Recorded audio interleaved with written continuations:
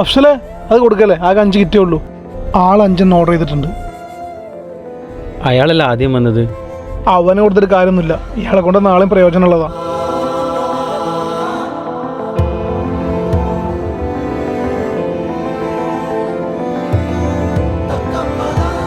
മനസ്സിലൊരു വിഷമം.